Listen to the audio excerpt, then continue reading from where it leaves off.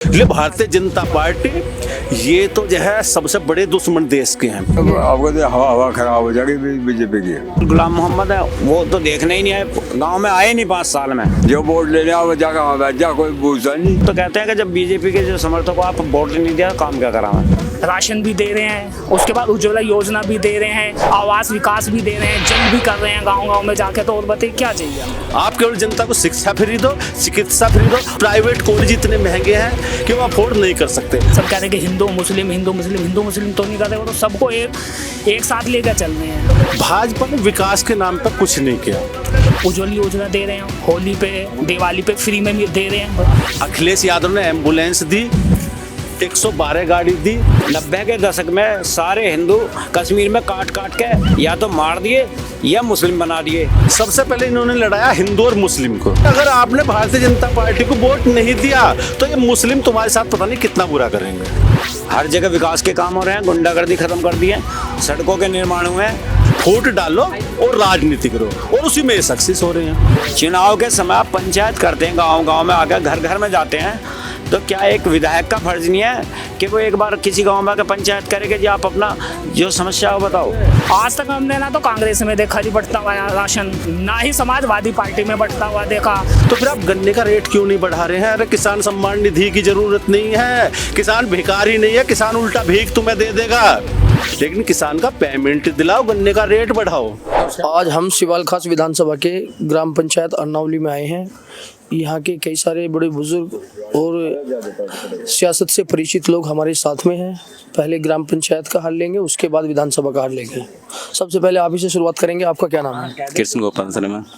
थोड़ा जोर से बोलिए। कृष्ण गोपाल शर्मा। कृष्ण गोपाल शर्मा। अरनौली के ही रहने वाले हैं? अरनौली के रहने वाले हैं जी। सबसे पहले अपनी ग्राम पंचायत अरनौली का हालचाल बताइए। बहुत अच्छा चल रहा है जी। कौन है यहाँ के ग्राम प्रधान?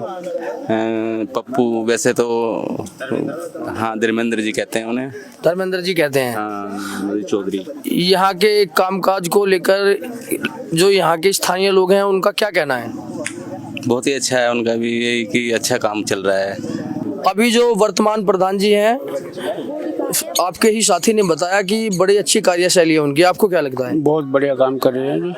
अभी मौजूदा वर्तमान विधायक हाजी गुलाम मोहम्मद साहब हैं, उनकी कार्यशैली को कैसे देखते हैं? कार्यशैली को तो किसी की ना बढ़िया, कोई आगे झांकता नहीं कि ना कोई पूछता। आप गए कभी उनके पास? कौन?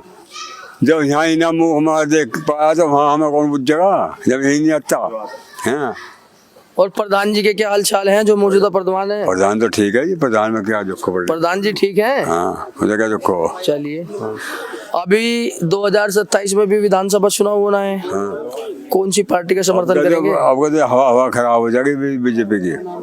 बीजेपी की हवा खराब हो जाएगी। कौन सी पार्टी? यूरिया किन्होंने मेरे आलो भी पेमेंट ना करता और सब मिल कर रहे हैं। यो दाम में क्यों गवर्नमेंट करती नहीं कुछ इसका। ये बताइए, अगर बीजेपी की हवा खराब हो जाएगी तो कौन सी पार्टी सत्ता में आएगी? भाई सत्ता में तो और ही आओगे। हाँ, हाँ, हाँ। समाजवादी पार्टी है, बहुजन समाजवादी पार्टी है, कांग्रेस है। समाजवादी क्या होगी? कांग्रेस को कौन बोल रहा? कांग्रेस के महागठबंधन में ही 43 सीट जीते हैं। बड़े जीतते हो जो।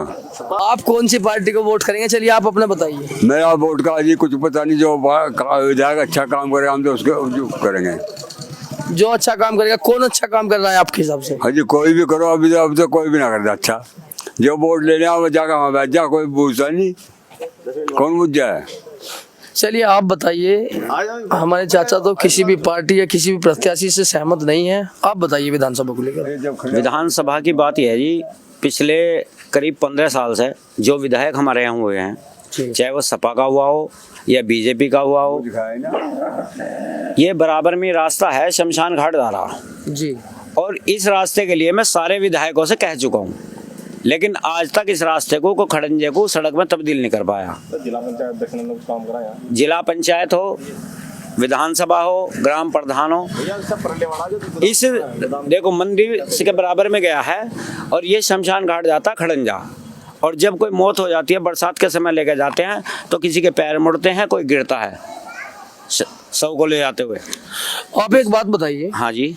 अभी जब हमने ग्राम प्रधान को लेकर शुरुआत की हाँ जी। तो आपने प्रधान जी की बड़ी तारीफें की, तो प्रधान जी से कहिए ना, ग्राम पंचायत का विकास की खास तौर से जिम्मेदारी ग्राम प्रधान की होती है। ये रास्ता ग्राम प्रधान के अंडर में नहीं आता, ये विधायक के, जिला पंचायत के, इनके उसमें आता है, गांव से बाहरी रास्ता है। हाँ जी। और इसे अभी तक कोई बनवा नहीं पाया।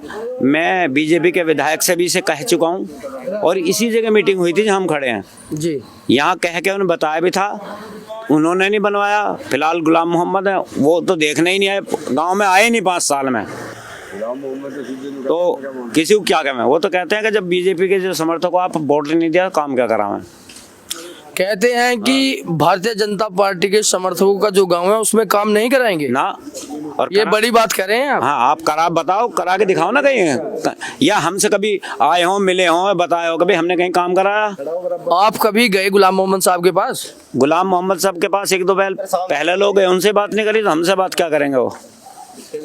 आप जब चुनाव लड़ना आए हैं, इस गांव में आए हैं, तो जब तो आपको मतलब था गांव में घूमे, तो क्या आपका फर्ज नहीं कि आप एक पद पे बैठे हैं तो उस गांव के कुछ विकास को देखें या जो काम है उन्हें देखें। चुनाव के समय आप पंचायत करते हैं, गांव में आकर घर घर में जाते हैं, तो क्या एक विधायक का फर्ज नहीं है कि वो एक बार किसी गांव में आकर पंचायत करे कि जी आप अपना जो समस्या हो बताओ। चुनाव के समय तो आए होंगे वोट मांगने के लिए। चुनाव के समय तो सब आते हैं और आकर घर घर भी घूमेंगे, लेकिन उसके बाद अगर किसी ने आकर विधायक ने एक बार कहा हो कि भाई आपके यहाँ क्या काम है, क्या विकास होना, हमें बताओ। और मैं तो जिस रास्ते की बात कर रहा हूँ ये पूरे गांव का रास्ता है और सबको जब ले जाते हैं बड़ी परेशानी होती है। आप एक बात बताइए, आप ही के गांव से बहुत सारे लोग ऐसे भी होंगे जो समाजवादी पार्टी या राष्ट्रीय लोकदल को वोट करते होंगे। हाँ जी, बहुत हैं लोग, राष्ट्रीय लोकदल के भी हैं, सपा के भी हैं, बसपा के भी हैं, सर पार्टी के कैंडिडेट हैं। तो उनसे कहिए, वो जाकर विधायक जी से कहें रास्ता बनवाने के लिए। नहीं, अब पता नहीं उनका अपना विचार क्या है, वो कहेंगे नहीं कहेंगे, क्योंकि मेरा पर्सनल मैटर तो है नहीं कि भाई मैं जाकर सबसे क्यों। मैं तो जो एक पद पे बैठेगा उससे कहने का फर्ज है। अभी ये बताइए, वर्तमान में भारतीय जनता पार्टी की सरकार है उत्तर प्रदेश में और योगी आदित्यनाथ जी मुख्यमंत्री हैं। हाँ जी। कैसी सरकार है? सरकार बढ़िया है, हर जगह विकास के काम हो रहे हैं, गुंडागर्दी खत्म कर दी है, सड़कों के निर्माण हुए हैं, पर जिस रास्ते की हम बता रहे हैं इस पे किसी ने ध्यान नहीं दिया अभी तक। आपका क्या नाम है चाचा? ओमकार शर्मा। ओमकार शर्मा जी अरनौली ग्राम पंचायत के रहने वाले हैं। अरनौली ग्राम पंचायत के रहने वाले हैं। अभी हमारे एक साथी ने किसान सम्मान निधि को लेकर कहा कि किसानों को भारतीय जनता पार्टी की सरकार द्वारा 6,000 रुपए सालाना किसान सम्मान निधि दी जाती है, लेकिन बहुत सारे किसानों का ये भी कहना है कि गन्ने का दाम बढ़ाया जाए, हमें किसान सम्मान निधि ना दी जाए और गन्ने का मूल्य बढ़ाकर समय से गन्ने का भुगतान किया जाए। देखिए, किसान सम्मान निधि, इसमें मैं कह रहा था किसान सम्मान निधि की कोई आवश्यकता नहीं है। आज सबसे ज्यादा आवश्यकता क्या है? गन्ने का रेट बढ़ाने की, और गन्ना का रेट बढ़ाने के अलावा गन्ने का पेमेंट दिलाने की। मैं कह रहा हूँ आप 6,000 रुपए दे रहे हैं, आप 6,000 रुपए उल्टे किसान से वापस ले लो, लेकिन उसे आप 14 दिन में पेमेंट तो दे दो। आप दवाई, खाद, जो फर्टिलाइजर, इंसेक्टिसाइड, मैं पिछले 10 साल में 4 गुना रेट बढ़ चुका। ठीक, जो इंसेक्टिसाइड 300 रुपए का आ रहा था आज वो 1200 रुपए का, यानी 4 गुना। लेकिन गन्ने के रेट में कितना इजाफा हुआ? केवल 25 रुपए का, यानी 25 रुपए का मतलब हुआ 8%। उधर आप 4 गुना बढ़ा, इधर केवल 8%। आप फर्टिलाइजर पे आ जाओ, फर्टिलाइजर पे यूरिया का कट्टा 50 किलो का होता था, 50 किलो की जगह 45 किलो का कर दिया, 5 किलो वहां का घटा दिया। तो फिर आप गन्ने का रेट क्यों नहीं बढ़ा रहे हैं? अरे किसान सम्मान निधि की जरूरत नहीं है, किसान भिखारी नहीं है, किसान उल्टा भीख तुम्हें दे देगा, लेकिन किसान का पेमेंट दिलाओ, गन्ने का रेट बढ़ाओ। राष्ट्रीय लोकदल पार्टी को लेकर बात करेंगे। पश्चिम में बड़ा जोर शोर देखा जाता है राष्ट्रीय लोकदल पार्टी को लेकर। चौधरी चरण सिंह के जमाने से आज तक राष्ट्रीय लोकदल को ही किसानों की पार्टी माना गया है और वह पार्टी लगातार भारतीय जनता पार्टी का विरोध करती आई थी। अभी वो भी एनडीए में शामिल हो गए हैं। देखिए, राजनीति में कोई स्थायी दोस्त नहीं होता, कोई स्थायी दुश्मन नहीं होता। राजनीति जो अवसरवाद की राजनीति है, राष्ट्रीय लोकदल का कहीं कुछ भी नहीं है, तो उन्होंने भाजपा की नाव पे सवार होकर सत्ता में आने का भी प्रयास किया है। जाट समाज के भी कई सारे गांवों में हम लोग घूमे हैं, बातचीत की हैं, काफी रोष है एनडीए में शामिल होने को लेकर। आप कैसे देखते हैं, आप खुश हैं या नहीं हैं? नहीं, खुश नहीं है। देखो, अभी आपने कहा कि किसानों की आवाज उठाते हैं, लेकिन जब से ये लोग एनडीए में शामिल हुए हैं, कितनी किसान की आवाज उठाई है? कहीं कोई किसान की आवाज नहीं उठा रहे हैं। इनका तो केवल औचित्य ही केवल ये था, एक बार सत्ता में आ जाओ, चाहे किसी भी तरह से आ जाओ। कई सारे किसान नेताओं का भी आरोप राष्ट्रीय लोकदल के अध्यक्ष जयंत चौधरी जी पर लगता है कि जब से एनडीए में शामिल हुए हैं, किसानों की आवाज भूल गए हैं। बिल्कुल कोई आवाज नहीं उठा रहे हैं।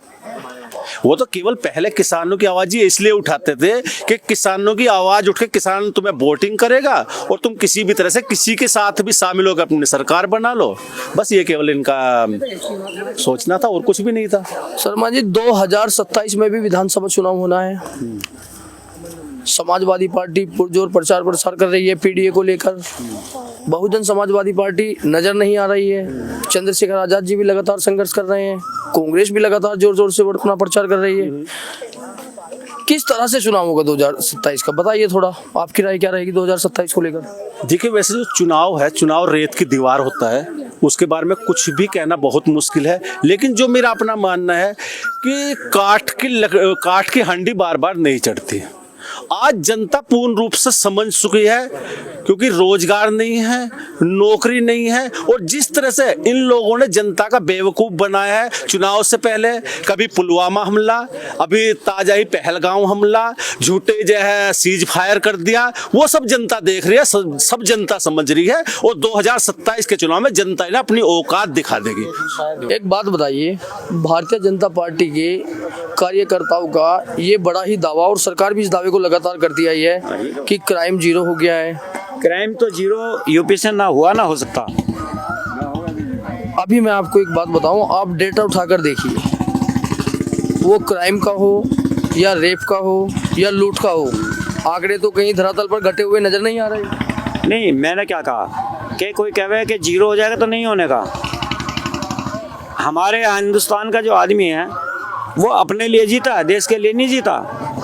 और जिस दिन देश के लिए जीना शुरू कर देगा, क्राइम भी खत्म हो जाएगा, विकास भी हो जाएगा, सारे काम हो जाएंगे।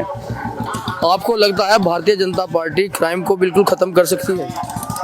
देखो, मैंने कहा कि कोई भी क्राइम को खत्म नहीं कर सकती पार्टी, कोई आ जाओ। हाँ, उसमें कमी आ जाएगी। क्राइम कम भी हुआ है, सड़कों पर जो लूट होती थी वो कम हुई है, चोरी डकैती भी कम हुई है। आंकड़ों का मैं नहीं कहता, लेकिन मैं तो अपने आसपास के क्षेत्रों में जो देख रहा हूँ वो कम हुआ है। चलिए ठीक है, एक दो भारतीय जनता पार्टी की उत्तर प्रदेश की सरकार के ऐसे काम बताइए जिनसे आप बहुत ज्यादा प्रभावित हो। देखो, पहली बात तो ये कि लाइट ठीक है, लाइट आ रही है। अगर कोई ट्रांसफार्मर फूक गया, कंप्लेंट करो, आपका 24 घंटे में 36 घंटे में चेंज भी हो रहा है, बिना पैसों के हो रहा है। पहले क्या था, ट्रांसफार्मर फूक गया, गांव से चंदा करते थे, वो पता चला 15 दिन तब लग गए उसे आने में। आज कितनी मौसम खराब हो रहे हैं, लाइट भाग रही है, तार टूट रहे हैं, तो आपके 24 घंटे में ठीक हो रहे हैं। सड़कों पर जो लूट होती थी वो खत्म होगी। और कहीं सड़क पर लूट हो रही है तो आप मुझे बताओ कि भाई चलिए लूट हो रही है। चलिए ठीक है, जिस तरह से आपने अपने विचार व्यक्त किए। प्रधान जी, आप बताइए जी भारतीय जनता पार्टी की वर्तमान में सरकार है, जी, कितने सहमत हैं आप वर्तमान सरकार से? नहीं हम बढ़िया जी, बिल्कुल सहमत है जी, बहुत बढ़िया एकदम।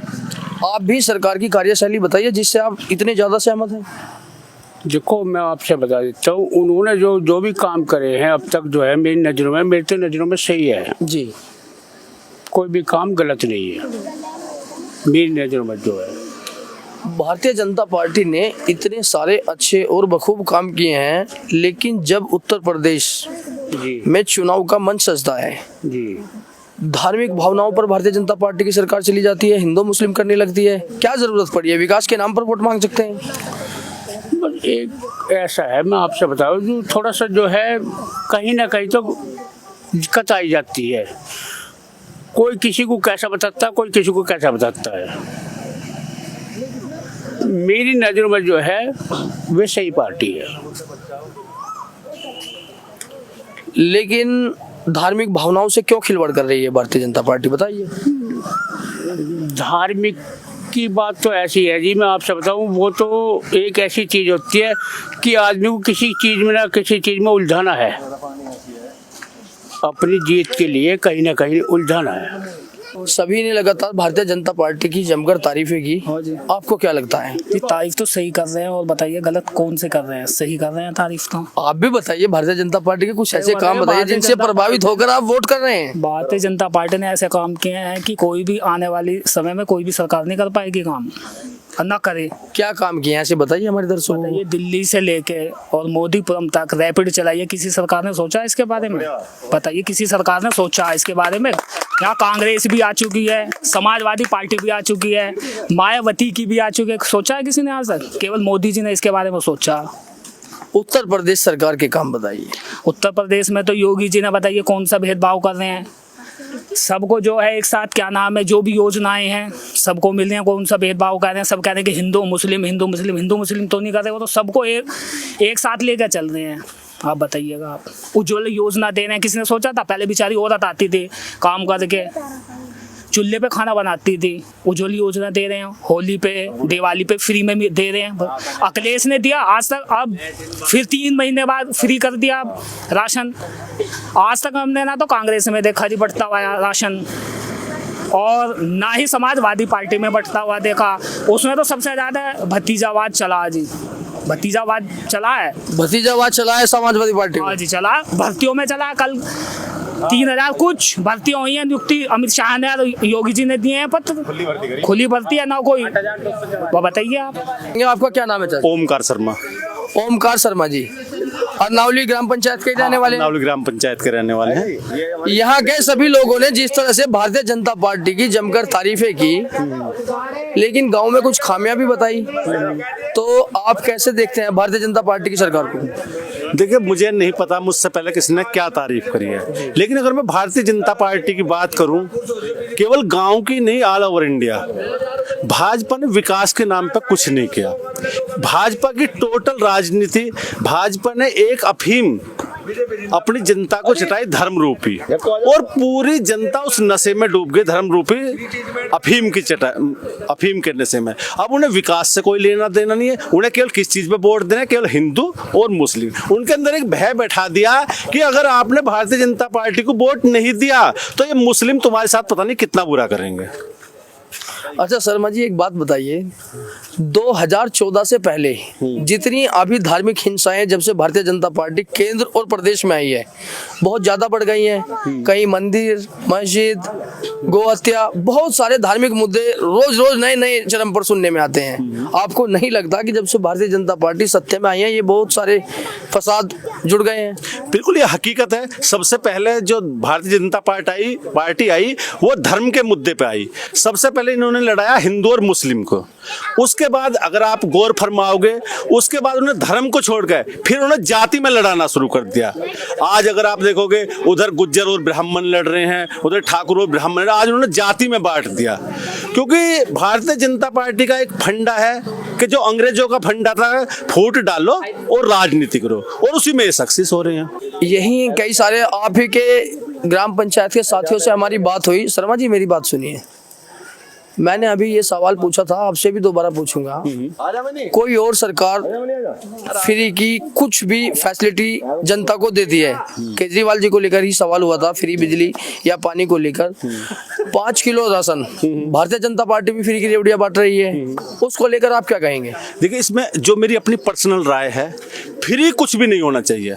सरकार चाहे कोई भी हो, हम हर सरकार से एक ही मांग कर रहे हैं, और हमने ये मुद्दे कई बार उठाए भी हैं, क्योंकि हम एक संगठन भी चला रहे हैं। केवल 2 चीज फ्री होनी चाहिए, और उसके अलावा कुछ भी फ्री नहीं होना चाहिए, शिक्षा और चिकित्सा। आप केवल जनता को शिक्षा फ्री दो, चिकित्सा फ्री दो। आज भी काफी हमारी प्रतिभा ऐसे हैं कि पैसे की कमी में वो अपनी पढ़ाई नहीं कर पा रहे हैं, क्योंकि प्राइवेट कॉलेज इतने महंगे हैं कि वो अफोर्ड नहीं कर सकते। तो आप शिक्षा फ्री दो। आज चिकित्सा के भाव में बहुत लोग मर रहे हैं, आप चिकित्सा फ्री दे दो। राशन की क्या जरूरत है? राशन फ्री मिल रहा है, 1 यूनिट पे 5 किलो गेहूं या चावल मिल रहा है, वो आज बटेगा, सुबह आप जाके देख लो, सुबह वो दुकान पे मिलेगा। सारी मीडिया, सारे पार्टियां यूं कहती हैं कि बीजेपी हिंदुत्व की बात करती है। 90 के दशक में सारे हिंदू कश्मीर में काट काट के या तो मार दिए या मुस्लिम बना दिए। तो जब कांग्रेस, सपा, समाजवादी, बसपा, लोकदल कहाँ थी जब इन्हें एक हिंदू दिखाई नहीं दे रहा था? आज इन्हें दिखाई दे गया कि बीजेपी हिंदुत्व की बात कर रही है। चलो सर, सही लगा। दूसरी बात, यदि पुलवामा का हमला या पहले जो हुए हैं वे नकली हुए हैं या बीजेपी करा रही है, तो आप सबूत दिखाओ। आपने पुलवामा को लेकर जिक्र किया, मैं आपसे एक सवाल जरूर पूछना चाहूँगा। पुलवामा हमला हुए कितने साल हुए, आप बताइए मुझे।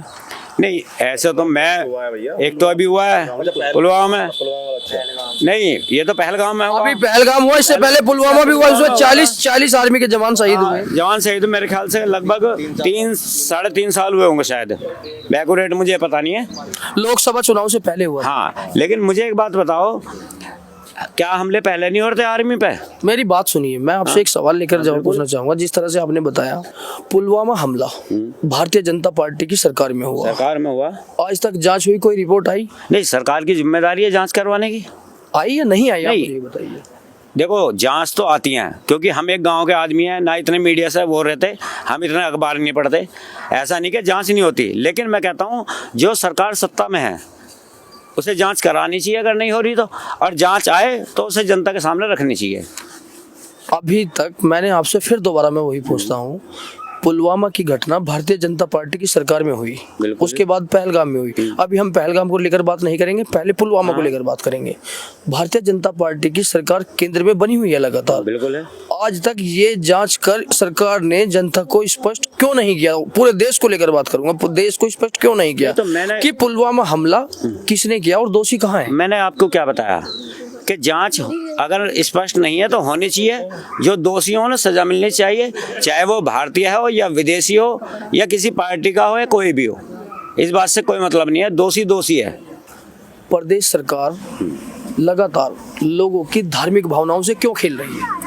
नहीं, धार्मिक भावनाओं का एक कोई ऐसा मुद्दा बताओ कि धार्मिक भावनाओं से खेल रहे हैं। मैं आपको उसके लिए बताऊंगा, मेरी बात सुनिए। 1991 में एक वर्शिप एक्ट आया था, बाबरी मस्जिद को छोड़कर किसी भी धार्मिक स्थल पर कोई जांच, कोई विवाद, कोई फसाद नहीं होगा, ये वर्शिप एक्ट कहता है, आपकी जानकारी के लिए बता दूं। लेकिन उसके बाद से आपने देखा होगा लगातार कभी काशी, मथुरा, संभल, बहुत सारे, मेरी बात सुनिए, क्यों हो रहा है ऐसा? नहीं, उसमें आप मुझे एक बात बताएं कि जितने मुद्दे उठ रहे हैं क्या पार्टी उठा रही है? पार्टी नहीं उठा रही। जो आम जनता के आदमी हैं, कोई साधु संत है या आम नागरिक है, कोई वकील है, वो उठा रहे हैं। पार्टी कहीं नहीं उठा रही मुद्दा। वो तो बात के पार्टी का वो बाद में कोर्ट से क्या फैसला हो रहा हो, कोर्ट का निर्णय है। ऐसा तो है नहीं कि कोई विपक्षी पार्टी है उसका समर्थन ना करो। आप मुझे एक बात बताइए, उत्तर प्रदेश में मथुरा हो, काशी हो, संभल हो, बहुत सारे मस्जिदों, मंदिरों को लेकर फसाद हुए। कभी मुस्लिम समुदाय की तरफ से किसी मंदिर में मस्जिद खोजी गई है? अच्छा, आप मुझे एक बात बताओ, क्या अब से 800-900 साल पहले भारत में मुस्लिम धर्म था? ये जितने मंदिर तोड़ के ही तो मस्जिदें बनाई गई हैं। फर्क कितना है, पहले सत्ता किसी और की थी, कोई बोलता नहीं। अब उन्हें लग रहा है कि भाई हमारे पीछे सरकार है, सरकार मजबूती से है, तो हम खड़े हैं, वो बोल रहे हैं। 2012 से 17 तक समाजवादी पार्टी की सरकार थी प्रदेश में। कैसी सरकार थी, आपने देखी होगी, बताइए। भैया, मेरा पीछे मकान है, मैंने मकान बनाया था, खड़ा नहीं जा रहा किसी जगह, यहाँ पीछे मकान बनाया था, चारों तरफ जंगल ही है, और 2.5 साल दिन में दुकान करनी और 2.5 साल पूरी रात बैठ के पहरा देना, और कम से कम 5 बार बदमाशों से आमने सामने हुआ है। सरकार ऐसी थी, और ये रहा पीछे मकान, 2.5 साल बैठ के जागे हैं। अभी नहीं जागना पड़ता है, बिल्कुल पैर फैला कर सो रहा हूँ, कोई डर ही नहीं है किसी तरह का। चाहिए रात को 8 बजे तक यहीं लूट-पाट हो जावे थी। हमने वो टाइम देखा कि सड़क पर 9 बजे और कोई साइकिल पा रहा, उसे रोका, घड़ी छीनी, पैर छीनने और लठ दी। और आप रात को 2 बजे 3 बजे और बताता हूँ, सपा की सरकार होली वाले दिन रिजल्ट आया था और मुझे राजस्थान जाना था उस दिन। सपा की सरकार बनी थी, 10-12 मोटरसाइकिलों पे लड़के थे, और उन्होंने साफ शब्दों में अपशब्द कहा कि हमारी सरकार आ गई, हम सबको देख लेंगे। शर्मा जी, आप बताइए, जिस तरह से बताया कि समाजवादी पार्टी की 2012 से 17 तक सरकार थी, चोरी, लूट, बदमाशी, गुंडागर्दी चरम पर थी, आपको क्या लगता है? देखिए सबके अपने अपने विचार हैं, लेकिन जो मेरा अपना पर्सनली विचार है, देखो कोई भी सरकार हो, हर सरकार की कुछ ना कुछ उपलब्धियां होती है और सरकार कुछ ना कुछ नया लेके आती है। समाजवादी की पार्टी की सरकार में 2 चीज ऐसी आई जो अखिलेश यादव लोग लेके आए और जिसका रिजल्ट आज दिखाई दे रहा है। 112 जो कि 100 नंबर होती थी गाड़ी, आज वो 112 कर दी गई इन्होंने अपने व्यक्तिगत लाभ के लिए। ठीक, 100 नंबर आज आप रात को निकलोगे, हर आपको 1 किलोमीटर पर रात को खड़ी हुई दिखाई देगी। तो उससे भी क्या है, एक बदमाशों के अंदर एक भय है, वो सड़क पर नहीं दिखाई दे रहा है। दूसरे 108, 102 एम्बुलेंस, आज कोई एक्सीडेंट हो जाए एक फोन करो तुरंत एम्बुलेंस पहुंचेगी। लेकिन इन्होंने बताओ क्या आम जनता को क्या दिया। अखिलेश यादव ने एम्बुलेंस दी, 112 गाड़ी दी, जिसका जनता को आज बहुत लाभ मिल रहा है, लेकिन इन्होंने क्या दिया और उसी के कारण आज ये चोरी चपारी लूट की घटना घटी है। दूसरे, आज हर जगह कैमरे लगे हुए हैं, उसका भी कारण है, इसी वजह से चोरी वगैरह की घटना घटी है। इसमें जो है भारतीय जनता पार्टी की कोई उपलब्धि नहीं है। 2024 में इंडिया गठबंधन भारतीय जनता पार्टी पर उत्तर प्रदेश में बड़ा भारी पड़ा है। अभी 2027 में किस तरह से हालात देख रहे हैं आप बताइए। अभी मैंने थोड़ी देर पहले बताया था, जनता इनका चेहरा उजागर कर चुकी है, जनता के सामने इनका चेहरा आ चुका है और जनता सब समझ रही है। इसलिए 2027 में जनता इन्हें हराने का काम करेगी। इंडिया गठबंधन की सरकार बनने जा रही है। इंडिया गठबंधन की सरकार पूर्ण बहुमत के साथ बनने जा रही है। जिस तरह से माननीय राहुल गांधी गरीब की आवाज उठा रहे हैं, वो सब जैसा जनता के सामने है। दूसरे, अभी सबसे शुरू में बात कर रहा था, अभी मेरे भाई कह रहे थे, कश्मीर की बात कर रहे थे कि कश्मीर में हिंदुओं का पलायन।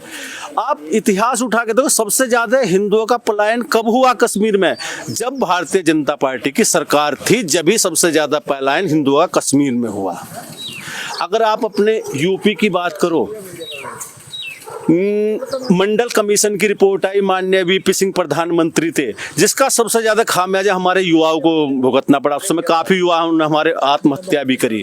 जब वीपी सिंह की सरकार थी तो उसका समर्थन किसका समर्थन था? उन्हें समर्थन भी भारतीय जनता पार्टी का था। इसलिए भारतीय जनता पार्टी ये तो जो है सबसे बड़े दुश्मन देश के हैं। अगर आप पिछला इतिहास उठा के देखो, भारतीय जनता पार्टी यानी आरएसएस, भारतीय जनता पार्टी सरकार नहीं चला रही, आरएसएस चला रही है। अपना पुराना इतिहास उठाओ, 1947 में देश आजाद हुआ था, लेकिन आरएसएस की स्थापना कब हुई थी? 1925 में। और जिस समय हमारे लोग, हमारे स्वतंत्रता सेनानी देश की आजादी की लड़ाई लड़ रहे थे, उस समय ये गद्दार उस समय हमारी जनता को उनकी सेना में भर्ती कराने का काम कर रहे थे।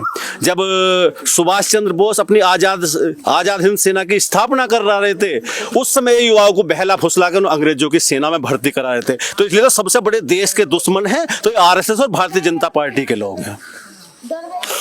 2027 विधानसभा में आपको लगता है कि इंडिया गठबंधन उत्तर प्रदेश में सरकार बनाने जा रही है? बिल्कुल। शिवालखास विधानसभा से पीडीए के कई साथी पुरजोर प्रचार प्रसार कर रहे हैं। सम्राट मलिक भी दावा करते हैं कि मैं विधानसभा चुनाव लड़ूंगा। वसीम रजा हैं, वो भी पीडीए का प्रचार प्रसार लगातार कर रहे हैं। शिवाल से नदीम चौहान है। कौन प्रत्याशी होना चाहिए शिवालखास विधानसभा से, समाजवादी पार्टी या इंडिया गठबंधन का लेकर बात करेंगे? देखिए, अभी आपने जितने प्रत्याशी गिनवाए, वो मैं नहीं मानता उन प्रत्याशियों में कोई अंतर हो। सभी प्रत्याशी एक जैसे हैं। वो पार्टी का जो भी निर्णय होगा वो पार्टी का निर्णय होगा कि वो किसे अर्जेंट टिकट देती है। चलिए, हमारे सभी तमाम साथियों ने अपने अपने विचार व्यक्त किए और हमारे साथ में शर्मा जी थे। उनका दावा है कि इंडिया गठबंधन 2027 में भारतीय जनता पार्टी की सरकार को उखाड़ डालेगा। लेकिन कई सारे साथियों का ये भी दावा है कि भारतीय जनता पार्टी की सरकार आगे भी लगातार उत्तर प्रदेश और देश में चलती रहेगी।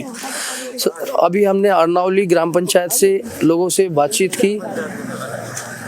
बाकी पूरी शिवालखास विधानसभा के एक एक ग्राम पंचायत से हम आपको लगातार अपडेट करते रहेंगे। आप हमारे चैनल यूपी पंचायत 2.0 के साथ जुड़े रहिए और पूरी विधानसभा और मेरठ शहर का हाल देखते रहिए।